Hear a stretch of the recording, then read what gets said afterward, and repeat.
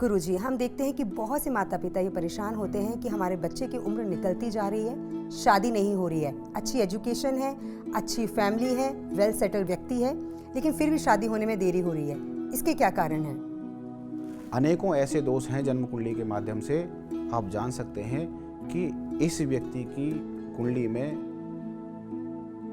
ये दोष होगा तो उसकी शादी या तो होगी ही नहीं, ऐसा भी होता है, या तो होगी नहीं और होगी तो बहुत देर से होगी। ये देखा जाता है। अगर कुंडली में कोई दोष है, अगर उसका निवारण नहीं हुआ, उसका उपाय नहीं किया आपने, तो शादी बहुत देर से होती है और कभी कभी तो शादी होती ही नहीं है। जैसे मंगली दोष है। मंगली दोष के कारण लोग भ्रमित होते हैं, परेशान होते हैं और अंत में ये पता चलता है कि मंगली के कारण शादी नहीं हुई है। और हम जब जोशी के पास जाते हैं या किसी ब्राह्मण के पास जाते हैं, तब हमें पता चलता है कि बच्चा मंगली है और उसी इंतजार में आप बच्चे की उम्र 28 साल, 30 साल, 32 साल, 35 साल कर लेते हैं। और जब 35 साल का बच्चा हो जाता है, वो बच्चा नहीं रहा। आजकल के बच्चे कम से कम आप समझ लीजिए 27-28 साल में तो उनकी पढ़ाई पूरी होती है। अब जब पढ़ाई पूरी होगी तभी उसका दाम्पत्य जीवन बसेगा।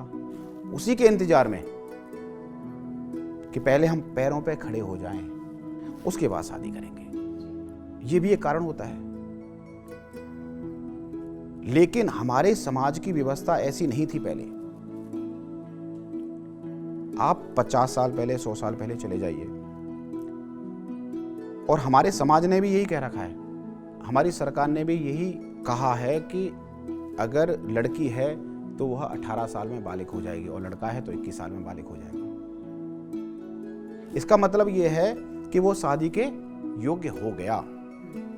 लेकिन हम अपनी मनमानी करके कि बच्चा पढ़ेगा, उसके बाद उसकी शादी होगी, फिर उसके बच्चे होंगे, बड़ा लंबा जीवन व्यतीत हो जाता है। और फिर 35-40 साल के अंदर 28 साल, 35 साल में ऐसे लोगों को फिर, और ऐसा भी होता है कि जब आप एक ओहदे पे बैठे होते हैं, आपने अनेकों ऐसे लोग देखे होंगे, स्टार हैं, नेता लोग हैं, उनके मुताबिक वर या वधू नहीं मिलती, तब भी शादी नहीं होती। आज से 20 साल और 50 साल पहले आप देखेंगे तो लड़की या लड़की की शादी 18 से लेकर के और 20 साल 22 साल में कर दी जाती थी। उसमें संतान समय से हो जाती थी। आज 35 साल में शादी करते हैं, 40 साल में शादी करते हैं और पुत्र उत्पन्न होता है वो 2 साल का है, 3 साल का है और पिताजी 50 साल के हो चुके हैं।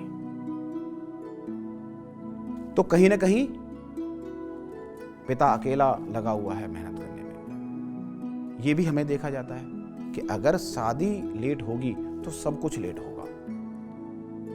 मैंने अनेक लोग ऐसे देखे हैं और आपने भी देखे होंगे कि शादी हो चुकी है लेकिन आज तक भी पैरों पे नहीं खड़े। बिल्कुल। आज ही वो आजीविका के लिए भटक रहे हैं। और ऐसी कुंडली आपको अनेकों मिल जाएंगी। ये भी आपको बड़ा स्पष्ट बता दूं कि कुछ लोगों की कुंडली में तो बड़ा स्पष्ट लिखा होता है कि इस व्यक्ति का भाग्य शादी के बाद ही जगेगा। जिस व्यक्ति का सप्तम भाव का स्वामी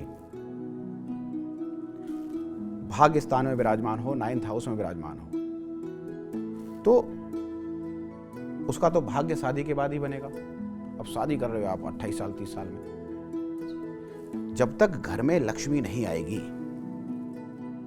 यानी वधू नहीं आएगी, तो उसके पास भी लक्ष्मी नहीं आएगी। अनेकों व्यक्ति आपने देखे होंगे कि शादी के बाद उनका पूरा जीवन चेंज हो गया और अनेकों व्यक्ति ऐसे देखे होंगे कि आपने नेगेटिव वे में कि उनका पूरा जीवन नाश हो गया। सप्तम भाव इतना प्रभावित करता है